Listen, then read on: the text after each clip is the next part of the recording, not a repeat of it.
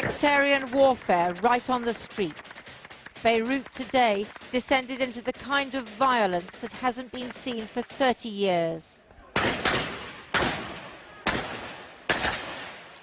This is how it started. Men loyal to Hezbollah and Amal, Shiite political parties, marched to the Palace of Justice this morning, calling for the removal of Judge Tarek Bitar.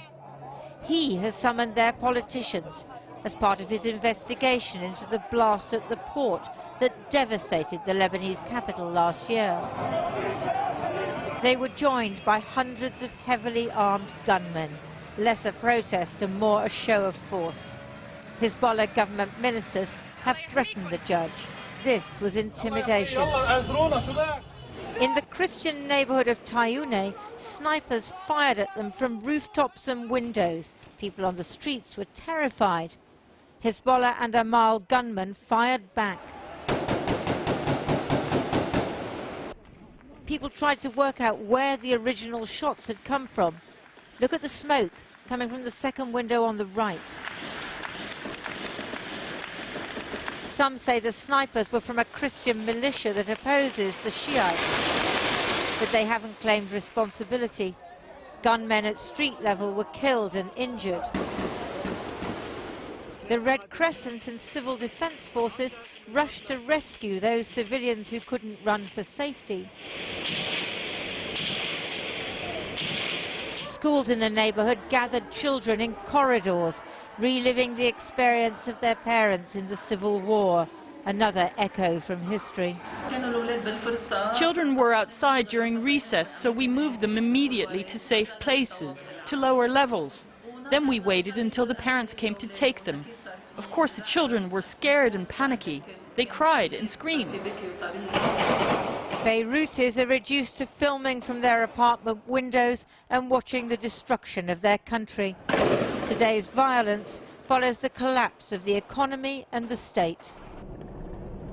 On Monday, fire erupted at a military oil depot just next to the country's two biggest power plants, which had closed down because of lack of fuel. Over the weekend, there was no grid electricity at all, not even the normal 2 hours a day. Food and medicine are also dangerously short. Urban warfare is the cruelest kind of conflict. A random shot can destroy your life or your livelihood. No wonder Lebanese are desperate to leave. We don't know where to go. I'm now 56 years old. I built this and they destroy it. By this afternoon, the army had been deployed to restore order. But now everyone fears a cycle of revenge. Lindsay Hilsum, earlier I spoke to Makram Rabah, who is a political analyst, an author and a lecturer at the American University of Beirut. He's been an outspoken critic of Hezbollah.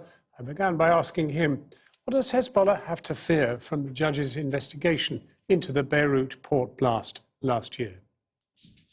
This is a million-dollar question, basically. If Hezbollah is, as it claims, has nothing to do with the port explosion, why has it impeded the investigation? And trying to remove the judge at this moment is not the first time they have attempted this.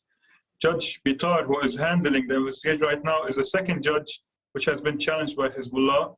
And we know for a fact that Hezbollah does not recognize any court of law, be it local or international, like we saw when the International Tribunal did indicate and implicate Hezbollah in the killing of former Prime Minister Hariri. Who do you think shot them? Well, we don't really know what happened when it started, but definitely when the actual fighting spread, there was some firing from what we call the Christian side of the street. However, we know for a fact that since the first shots were fired, Hezbollah directly deployed and they had access to guns, which means that this demonstration was not peaceful as they claim. And as you know, Lebanon's sectarian violence has always been an issue, but they have tried to divert attention from the port explosion by making this all about sectarian violence. This is a terrible crisis for Lebanon. I mean, no power, no fuel, currency in collapse, widespread poverty. How is that feeding into today's events? Well, you know, when you turn a country as Lebanon into poverty, you can control it. And at the end of the day, regardless of what Hezbollah claims, this is not a siege by the Western powers nor by the Arab Gulf, but rather this is a product of their continuing alienation of Lebanon and the lack of sovereignty. Every time we report Lebanon, people tell us the country is on the brink of collapse. Has it collapsed? Is it now a failed state? Well, I think we are beyond collapse. We are in a mutated form of collapse. This is a country which is on crack in a way. It doesn't recognize that it has a problem. It's like a person with addiction. They try to say it's not our problem, and they try to get access to funds to keep this system going. However, Lebanon as an idea has not collapsed yet. The idea of diversity, the idea of good education and good healthcare is still struggling. We as educators are still trying to keep our students in class. We want a modern country, a country that looks like us, not like these people who are fighting on the streets for nothing. If they have a problem with Judge Bitar, it means they have a problem with justice. Yes, Lebanon can be saved, but this doesn't happen overnight. We have been abusing this system for the last 50 years or so, even more. So this is a long and arduous journey into the realm of the civilized countries, which unfortunately we have fell out of. Makram Rabach, thank you very much indeed for talking with us, and our thoughts are with you. Thank you very much.